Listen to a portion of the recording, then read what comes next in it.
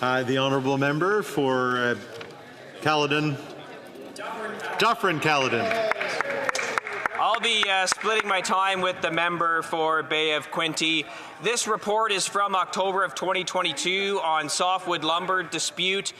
2 years later, absolutely nothing accomplished by this incompetent Liberal government, who now is mired in even deeper chaos after the events of yesterday. So the chance of that getting resolved anytime soon is a distant memory. And in fact, last night, Mr. Speaker, the people of BC had an opportunity to pass judgment on this corrupt, incompetent Liberal government and their handling of the Softwood lumber file.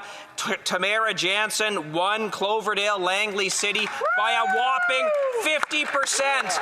Not 50% of the vote. She won by 50%. I have a point of order. The honourable member for Humber River Black Creek. I know I'm new here and you don't always get my title ever quickly, but I just want to suggest we're here to talk about a very important thing, which is a concurrence motion on international trade. And if you're trying to keep people on a point, I would suggest that the comments that have already been made by my honourable colleague should move on to international trade.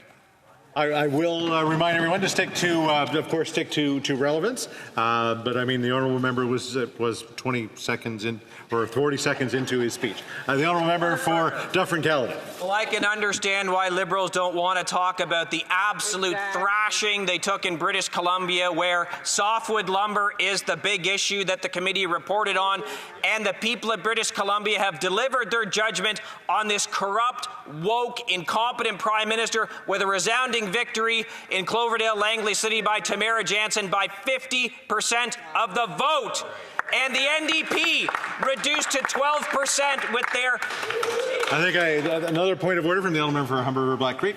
Mr. Speaker, we are here to discuss international trade, and I recognize the importance of different things that went on yesterday. But if we are going to have a fruitful debate, and I know my vice chair and the other members are anxious to add their comments onto it, I would ask that you get ourselves focused on the issue at hand. Same point of order, the honourable for Calgary Rocky Ridge. On the same point, I don't know, I drew a straight line from the substance of the debate, which dealt with in international trade and the election results. So I'm quite interested to hear more about the connection between international trade and the election result last night.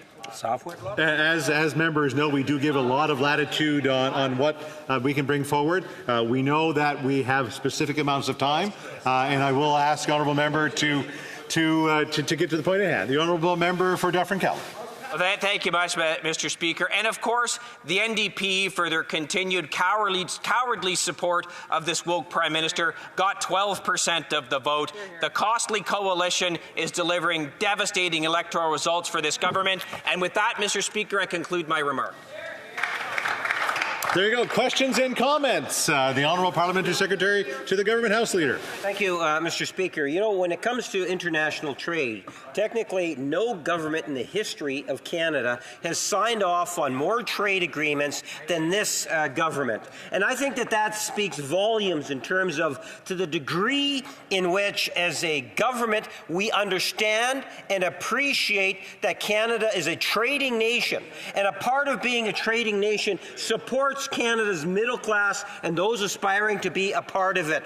I'm a bit surprised that the Conservative Party, in the most recent vote on a trade agreement that was with Ukraine, the Conservatives, including the member that just spoke, actually voted against a Canada-Ukraine trade agreement. Mr. Speaker, I suspect I'm going to get more time as we go on this morning. I look forward to being able to tell the Conservatives why it is that they are an absolute total failure when it actually comes to the trade file over the last year. My question to the member is, can he explain why he specifically voted against the Canada-Ukraine trade agreement?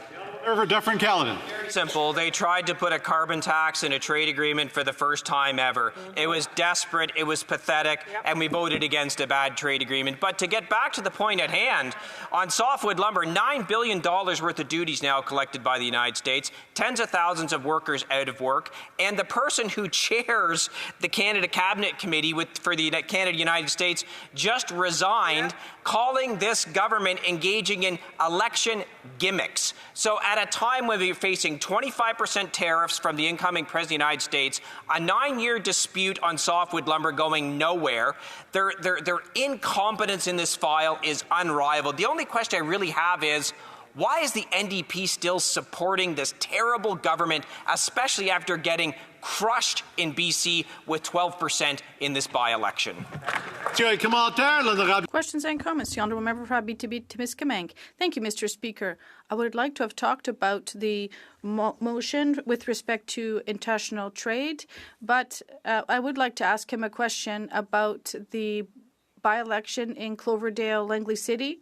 The member that was elected, the Conservative member, is a former member of this House that is recognized, known for her very controversial opinions. I'd like to know what my Conservative colleague thinks about her arrival in the caucus. Does it strengthen his position? Controversial views he's talking about. What I do know is this. She got 66% of the vote, crushing the Liberals by 50%.